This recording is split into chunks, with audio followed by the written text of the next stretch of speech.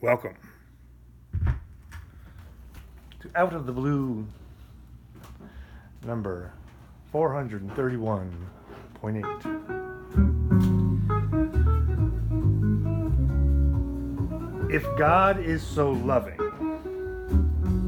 then why did he send Abraham to cut off his own child's head? The topic for today's Out of the Blue is fake atheists. So, sometimes we talk about magic on this show, and sometimes we talk about religion. And this episode combines magic and religion.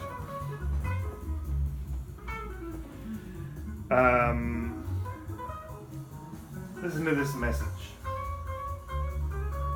3-part message. Part 1. Read the Bible. Part 2. Don't do drugs. Part 3. What does this Bible passage mean? Okay, it's a 3-part message. Whose message is that? That is the message of a prominent atheist. That is the message of Penn. So what I'm talking about here is the combination of religion and magic. Because Penn is either consciously or subconsciously an evangelical Christian. So he is either doing a magic trick in which he is presenting an evangelical Christian message in a frame of atheism. And how many people, thanks to Penn, have read the Bible, have stopped doing drugs, and have considered Bible passages such as the one that I started this with? That one I started this with is a question that I heard Penn ask. I mean, he asked it publicly, and it was, if God is so loving, then why did he send Abraham? This is the Old Testament, mind you. Fatigue. Why did he send Abraham to cut off his own child's head? Well, why, indeed?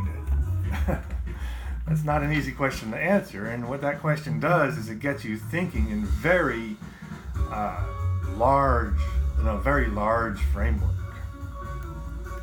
But anyway, that's a digression. The point is that there are evangelical Christians posing as atheists, and Penn is either one consciously or subconsciously. His message is perfectly acceptable. It is in fact, it is the message of evangelical Christianity. Evangelical Christianity believes the Bible itself has power. It is the Word, and just reading it is really all you have to do. See, this is an evangelical Christian message that getting your nose in the Bible and reading the Bible is powerful in a way that nothing else is. Part 2, don't do drugs. Penn's always saying he's never even smoked a joint or something like that. And part 3, he'll bring up these Bible passages. So what you have here is, well, let's just look specifically at what you do have here. Because there's kind of a derogatory thing that is, Penn is a clown. But I'm not using that in a derogatory manner because he's a graduate of clown college. He's a highly successful clown. Record skipping. Penn is the most successful clown of our generation. And he has this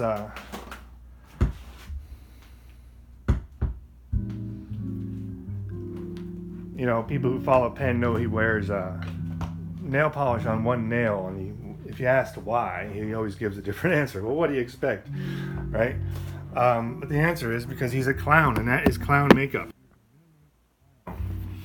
And so if you become an atheist due to his promptings, you've been essentially, a clown has convinced you that there is no God. And that is the genius of the act. Because once you realize the guy's a clown, this clown is an atheist. He's making atheists look like clowns. See?